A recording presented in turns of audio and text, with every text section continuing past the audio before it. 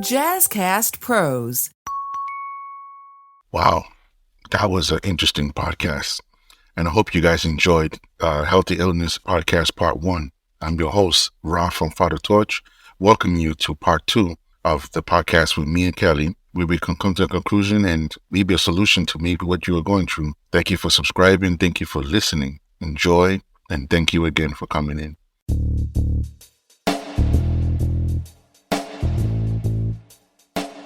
Welcome to Father Torch, the podcast to help you, the new and renewed fathers, cope with the anxiety and stress of fatherhood so that you can be the father you wish you had. I'm your host, Ra, founder of Abimelech Foundation and artist, father of 9. My mission is to help you reclaim your power and ease your concerns about being a father in today's social climate.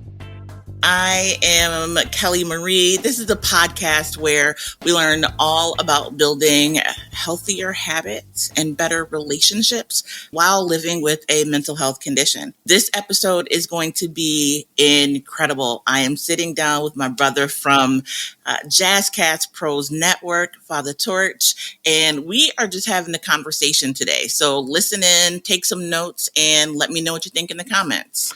So how did you start implementing the steps? Like, what did that look like for you? What were some of the ways that you began making and creating those good habits?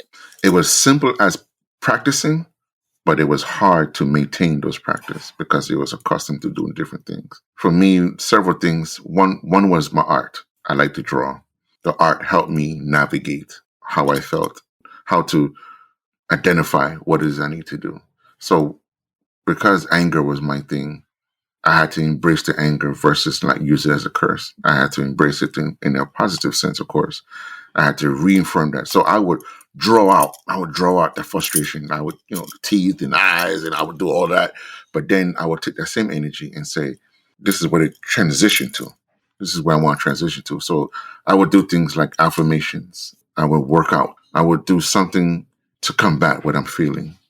Believe it or not, everyone has their own niche as far as what they receive to be therapeutic to them. I was blessed enough that art was my escape, right? Believe it or not, art and old cartoons, even though they was highly racist, most of them, it's highly racist. It was hilarious to me, right? Because even though it put me back in those times, those are the times I was most comfortable. It wasn't That's real. Wow.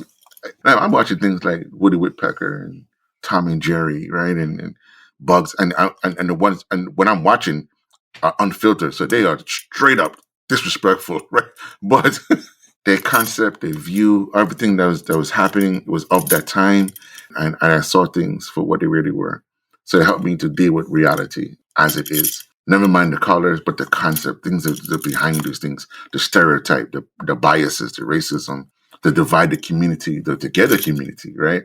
All these things, all this history I saw in these old cartoons. Believe it or not, it sounds childish, but these things help me to decipher things, to kind of see for what it is. And I learned to pick up bullshit right away, and I learned to see things for what it is. No fabrication. No, exactly what it is. Now, the part that most of us must pay attention to, am I willing or able to deal with that? And I had to be real with myself about those things, because some people assume go at it all hardcore, right? Just go at it one time. No, it looks simple. It even sounds simple, like that. Just go through it. Now you gotta take your time with that, man. I had to take my time with it, because the minute you bulldoze it, you create more on top of it. It's like breaking down a wall. Yeah, you can run through it and smash it all down, but you create more work for yourself and you hurt yourself. But if I take down panel after panel, and I take my time and moving things, and I vacuum and I sweep, not only I lessen the dust, I lessen the materials flying all over the place, right? And when I'm done, I feel good because I did this, right? I cleaned up, I did this work, and I can admire what the aftermath, what it may be. I had to do this with my children. I had to do this with my relationships. I had to do that with the current relationship. I had to do that with relationship with me. And I mostly had to do it with the relationship with the Most High. I'm not talking about looking in the sky or anything within. I had to look within, do it with me. Be happy with me, fulfilled with me, and that's not easy, because you have some days with, boy, there's some days I try you, Oh my God. You would look at yourself and say, boy, I would burn this bitch down. And you would say that sometimes out loud, sometimes just thinking. But then you have to come back to yourself and say, okay, if you're gonna do this, at least give a reason. And I think that is, well, I was raised similarly to having that realization. My mom's thing was always, and this still to this day, there's repercussions for your actions. Whatever the Yeah. action is, like no matter what, there's Yep, repercussions, good or right? bad. Good or bad, Oh, good or bad. Oh my right? gosh, I preach that so bad. And so, like, listen, we'll just sit there and be like, if I punch this person in the face, what would happen? And you think about it too, like really, really hard, like Yeah, boy. all the Oh scenarios, my all God. the scenarios. Hmm. Man, and by then I'm not angry. By the time I've gone through, the 48 ways this could play out, and I usually, just decide something But else. isn't But it amazing though how fast that goes? Like how fast you're thinking it. Now we saying it right now. It sounds slow, right? It sounds slow, but yeah, it's it's microseconds. like Yeah, yes, microseconds. All those decisions, yes. microseconds. Because you think I'm this. gonna pick this one. Yeah. I'm gonna let you slide on this one. I mean, it is amazing to me how fast those things can go. All that scenario runs you 3 seconds. You already contemplating breaking your neck, punching your face, gouging your eye out. All of it. Just Yep. and if you speak it, you'll be accused of being violent. But I'm not being violent. I'm just telling you what I feel. This doesn't mean just put the action to it. I just you know, I mean, there's been times I looked at my children sometimes like, boy, I would field goal you, just kick off your head to the goal. But it's like I'm not doing that, but That's what I feel like. that's what I feel like right now, right? That's So, what I feel like. so the discipline in that, no, I mean, sometimes it's heavy. That restraint or that self control can be heavy at times because when you are thinking of a passive mind, I'm not gonna say it right now. I'm gonna hold it in, or I'm gonna, just walk away. But you didn't release it. You're still holding on to it. You know what I mean? And then that lingers, right? Oh my God, it becomes like a rotting fruit that's sitting on the table. It just lingers there, and it becomes so rotted that you have these annoying damn bugs that you can't kill enough of. It just keep coming around, keep coming around until you clean up that mess, right? Until you wipe it out and clean it, and then eventually they'll die off their own because they have nothing else to feed on. But as long as it's still Right. there, You still got something to they feed keep on. producing more. You get it the next day, it's much more than what's before, and they no You can longer put out all the traps that you want on a little apple cider vinegar dish, like still there. You still have one there. or two. I have one right now that's flying around, and for the last months, I don't know why. I don't even know where it came from, but it's there. But that's how annoying it is.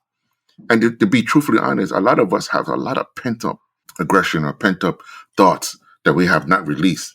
And we create habits of thinking that we are containing it, but we're not containing it. We are causing more harms than anywhere else. And then when something happens, we go, like you said, that abyss, that darkness. And it's like, why? Now that why becomes a problem. Why me? How come? Why am I doing this? Why am I suffering? All right. And all that why without an answer put you in another realm. And then now we stuck with the I can't do it because of this, and we start making up reasons versus the actual reason. We make up the reason Instead of going back to the stores, getting that thing, whatever that was, and handling that. and then most of Yeah. us we forget. We actually forget why we even there. Like why I feel this way. Why am I doing this? Because we didn't let go. We hold on to things, and then we blame everything, and I mean everything. Why we feel the way we feel. I'm mad because I don't like people. It's a broad brush. I mean, there's many people who don't like people. It doesn't mean that's the reason why you're doing the things you're doing. Like I told you, I have a brother. He struggles with general anxiety, but he does nothing about it. He trying to just function with it. Hard worker, right? Man, I mean, this man would work till the fingers are broken, right? That's how much he would work. But he's alone. But he don't know how to relate to someone else because his family history has always been at best dismay or dysfunctional at best. From mama straight down to papa, right? On both sides of the family, and the constant clash done a lot of things to him, and it's to the point now that right now, say me you talking right now, this would be very difficult for him. Like it would be so dry and cut. Like it won't be like, hey, how you doing, Kelly? It won't be like. It would be like, Yeah. Mm. You know, look all around, kind of like it just would be very uncomfortable for him. Like he won't be able to handle it to the point that he would be so quiet that you hear a fly fart. That's how quiet and withdraw he would be. And like he would be that withdrawn.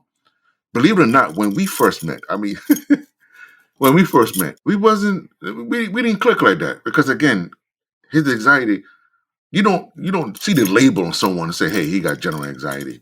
You know what Right. I mean? You don't. So I looked at him like he just an asshole. I mean, everything. It was a critic. Something. I mean, he would just be banging you with all kinds of insults. Like, dude, man, I'm a grown man.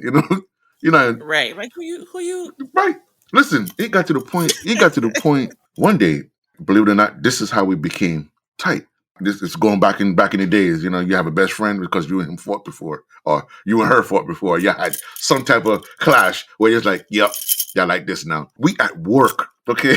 We at work, in the middle of work, we lifting up logs and doing things, and we trying to get this order out right and whatever. And I don't know. We looked at each other one day, like, I don't like you, because you just, you know what I mean? Like, I'm trying to get along with you. I'm trying to be patient with you, but you just keep, you keep coming at me, because you're uncomfortable. But why are you here? I don't care. You get there, I don't care. You know what? You want to talk outside? We're going to talk outside. We're just going to talk outside. We went outside. I swear to you, we went outside between two different orders or blocks of stuff, and we duke it out. Right? We duke it out. Right? We literally duke it out. And then afterwards, it was like, you ready to talk now? Like that's like that, right? Wow. Right? That's like that. We ready to talk. And from that day forward, we've been like this. Like we was killing work now. Now we working together, and we started talking. At first, we were still insulting each other, but we started talking. Then it was like we kind of realized we're not that far apart. Our differences, like I didn't trust, and he definitely didn't trust because of his anxiety. So it's like I was helping him to be more comfortable. You know what I mean? Talking to people. And that goes back to those social supports, right? Like he needed, out of all the negative, and they could be negative or positive. They just are social support. They could be broken, but you gave him that positive social support that he needed in order to be able to relate to you. Yes. Right. And to open up and be himself, and it doesn't make the disease or issue condition go away, but it allows some light to shine in, right? And it's like, when he has one of those moments of joy or moments of light, it's like, listen, in that moment, figure out all of the things. Like, let's take this 5 minutes that you got and make a checklist. Yes. Yeah, and let's figure out all of the things, because the mind is in a better place. But, yeah, and it took me a while to learn it. That's interesting. It took me a while to learn it because the thing is, even though I had him and I was ready, it's like he wanted it. And at first, I'm thinking this guy is mad as hell because he, like he wants to get beat up, like, but he don't even care. Like he don't. I don't know what possessed me to say, what's the issue? Like what is really? Because I mean, me beating the pulse out of you is not really going to solve that problem with you. But at the same time, it's like, what's really happening? You know what I mean? Like, but for so many people, that's how they've been taught to relate, right? Like my ex would say they showed love by arguing. Oh yeah, like, that's not love, right? Like I don't know what was happening, right, but that's not how you show love, right? And so we have to be able to listen and ask the question, like, what's really going on right now? Like, what's happening? Why are you really mad? Because it's not because we're having broccoli for dinner. No. Like, what is really happening with you? Happening. Yes. And it's amazing what we look at as a problem versus someone else looking at a problem. And his problem was with me. Believe it or not, I was too social for him. Like customers will come up, "How you doing, Ra?" I say, "How you doing?" And it seems like I get along with the world. But him is like, I can't stand nobody. And here you come, Mr. Popular, and it's like, I'm thinking to myself, what are you talking about? Like, what are you talking about? To him, everybody was an enemy. Everybody was out to hurt him. Everybody is pretty much just, he's a hardworking and no one appreciates him. It was more him saying this is what he felt. And this is how he articulates things. And over time we would talk, we started talking, so now I made it my mission that, when we're together, especially when we're together, I do upliftment things. Yeah, I tease him, I tease him. And like most guys, we like to bust each other balls, so, but this is his way of being him. right? Because to everybody else, oh, he's an asshole. His jokes are cruel and dark. But the thing is that's his humor. He has a dark and dry sense of humor. But the thing is, that's just what he's accustomed to.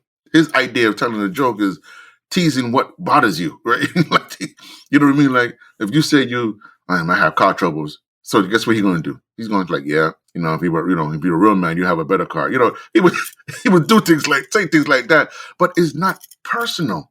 But if you're not right, guess what you're going to take it as? Oh, you jab it at me.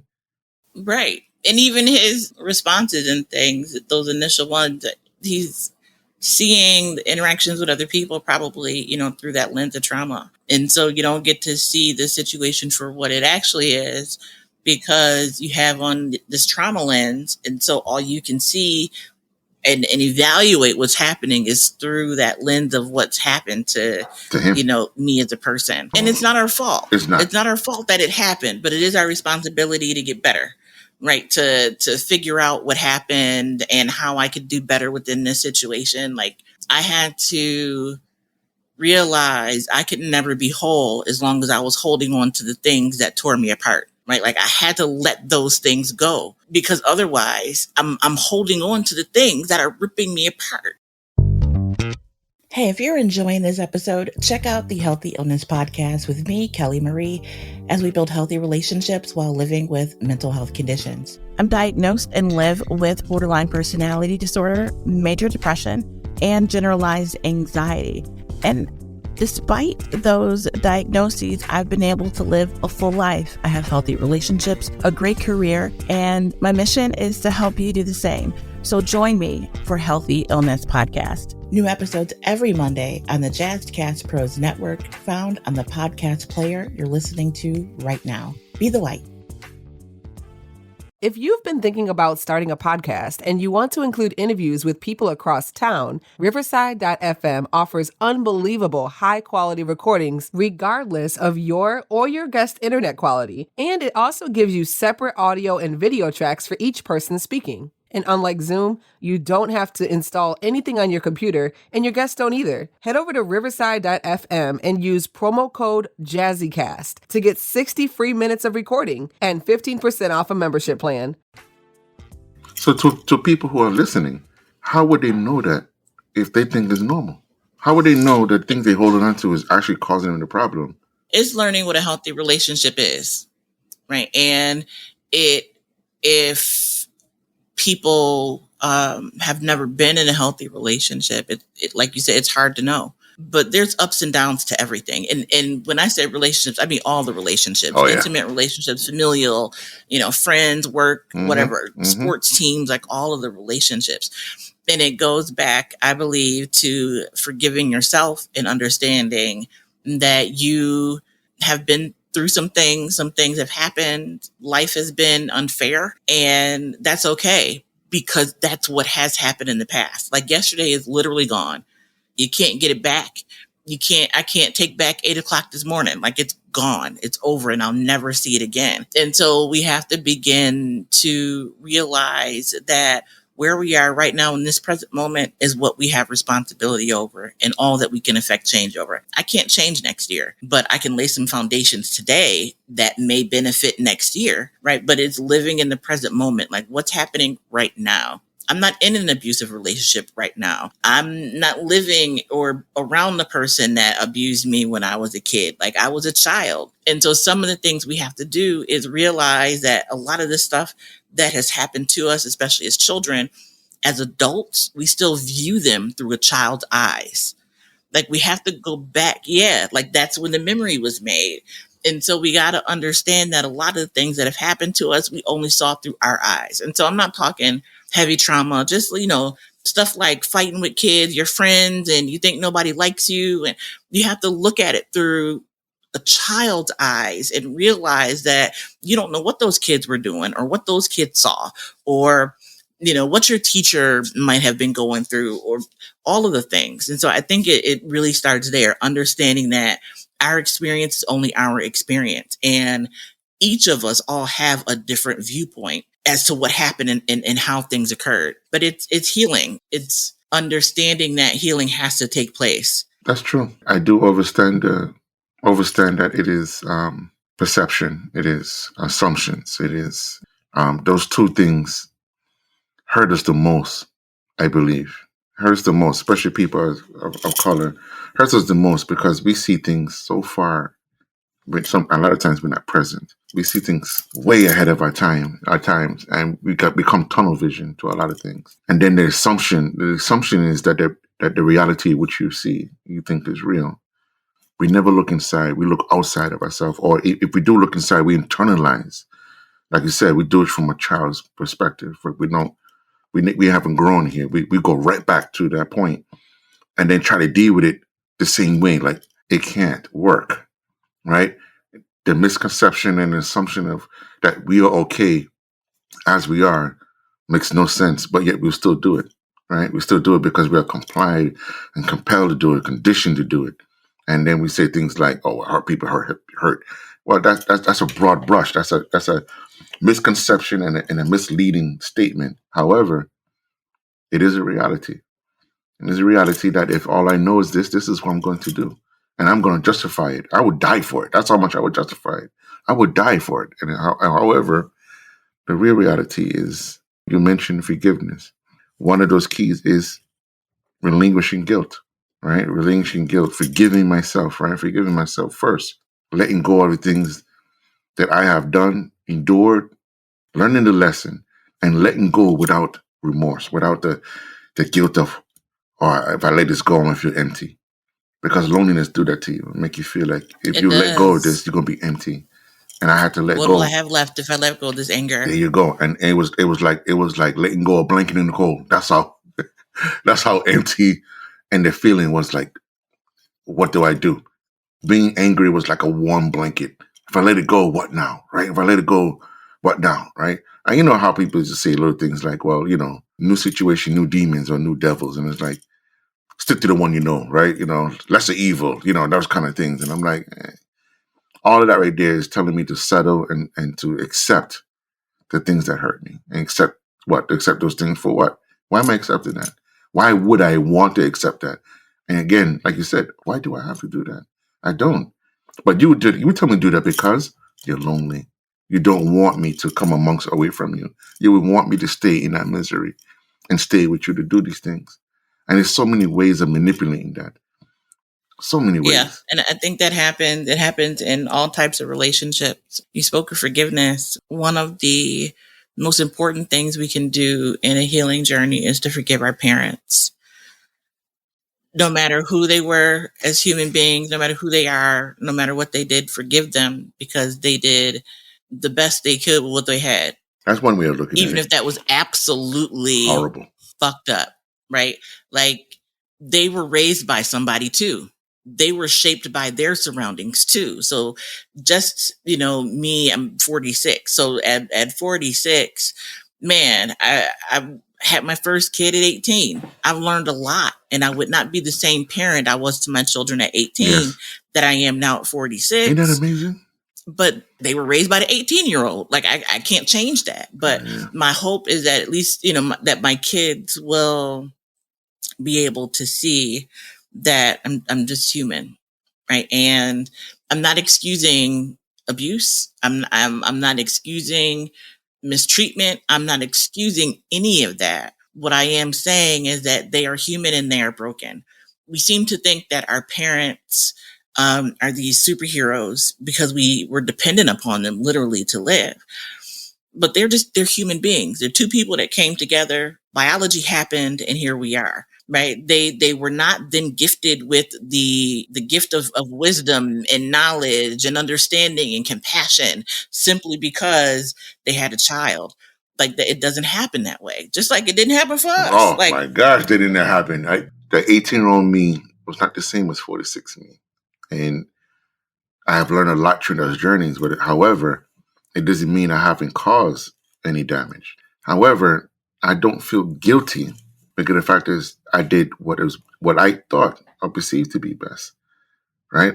On one hand, I was surviving. On the other hand, I was trying to provide. But it wasn't what I thought it would be because the fact is I was still being too angry about my upbringing and my parents. But going through that, I became empathetic. I became empathetic going through my stages of parenthood and my stages of development and growth, because I look at them now like, wow, what the hell? I see why they went on drugs, or I see how life is that they thought they was doing good or doing extra and then coming to be something else. And, you went from selling to using, or you went from drinking, drinking to really drinking. I don't excuse the abuse. I don't excuse the hurt and the painfulness of being in that kind of environment. But I do understand it. And I do overstand the guilt and anxiety, all these things that come in this play. It took me it took me a while to learn that lesson, because I was still in my way. I was still in my way because, again, even now, I'm an angry man. I am very angry. However, time, discipline, knowledge, ultimate wisdom of things has allowed me to how to express that, decipher that, how to distribute it in a way that is less unhealthy and that is less damaging to myself as well as others. And self-discipline, self-control plays a huge part, as well as being humble and being peace within. Because if I didn't find fulfillment and love in me, this anger would be a whole different beast. A whole different beast. And I know that. But how many of us don't know this? And they rage out, right? Rage out any moment given, just rage out. And for a while too, some of us. And then they put other things to influence us to do other things, as far as drugs or alcohol or things of that nature, which creates another path of more destruction. But I had to learn forgiveness, and I have forgiven, but I haven't forgotten. And every day is a testimony to that. Every day is a testimony to practice every day to forgive. Most of us think if we forgive that one moment in time, it's all good. No, this is a daily ritual. Okay, this is the everyday thing. So I want to make that clear. Forgiveness does not mean I forgive you Tuesday and I'll be forgiven for the rest of the year. No, you got to do this every day. Every day. Because the fact is you don't forget, and the fact is that you remember, you have to do this every day, because at any given time, your emotion will strike you and you will react on that. You will react on that emotion. Especially when that person hasn't healed, right? When they're the same person. Oh, yes. And so we don't have to put ourselves in a place, and this has come up, in conversations and working with clients and stuff, like, you don't have to put yourself in a place of being abused or in a place of being traumatized or hurt. Like, no, we're not called to be punching bags for anybody, period. Right. And so it is okay and necessary for us to forgive in order to move forward and be who we're called to be. But we are not expected to forget and allow people to mistreat us. I don't care who it is. It could be a kid. It could be your parent, your significant other. Like, it doesn't matter. We are free to create circles and environment of love, of culture, of compassion, of all of the things of joy that feed us and fuel us in moving in a positive direction. We can leave all that other stuff behind us. And so I think sometimes people need permission to walk away from family, especially. They do, because they have a blind loyalty. Right, a blind loyalty, thinking that it's my mother or it's my uncle, and then we feel obligated because they raised me, or they took me in when no one else took me in. Those things does not warrant blatant abuse and trauma. Okay, it doesn't warrant those things, and nor does it says, well, you have to accept it because I did X, Y, and Z. For all you know, I did it because so I can do this to you, and we have to understand, family does not mean no trauma or pain. Friends does not guarantee no drama, no pain. Life itself does not even guarantee that. What is guaranteed is that when you forgive and let go and you move on and you protect yourself, those things become guaranteed because you're doing this on a daily basis. You know the difference between someone who's considered to be wicked and out of order and bad and whatever words they want to use, and versus the person who's supposed to be holy and sanctified, is that one practice every day and one doesn't. When I'm considered to be wicked, scamish, or just downright out of order, it's an everyday thing for me. So of course I'm gonna get good at it. Every day I practice how to do this. Every day I practice how to scam somebody out of something, rape them out of things, or I'm practicing every day. So to me, it looks so easy. Every day I practice this. Right. To someone who doesn't do this every day because they assume and have that perception of, well, if I say my Hail Mary Tuesday on Sunday, for the rest of the week, I'm good. I don't have to do anything else at all. And this is practice. This is something that is being told to us to do. If I do this Sunday, and I forgive this Sunday, and I give my tithes, and I do this for the rest of the week, I am blessed. I don't need to do anything. And then when I do something and I get caught at it, oh, wait a minute, I got an extra Hail Mary. No, no. Every day should be your duty to seek fulfillment, purpose, love, self-care, mental well-being, emotional center. Every day should be this ritual for you. Every day should be a day for you to stretch, get up, give thanks, show proper gratitude for you first, then others. For you first, then others. I guarantee you will see things differently. That word gratitude, oh my gosh, proper gratitude. Show gratitude of you, what you have gone and how far you have come. And know that you are not alone. Like you didn't do this by yourself. Only way to break that spell. I don't care what no one tell me. Only way to break that spell. Love it. This has been such a good conversation. I think we have to do this more often. Yes, we do. I want to do this more often. This is so therapeutic. It's not even funny. I appreciate you so much. This has been so good. It really has. Thank you. I appreciate you and the wisdom and the knowledge that you promote and express. And I truly admire your willingness to share and express, like, this is me. This is what I go through, and I'm happy to explain or even tell you what was my state of mind without going scientific, right?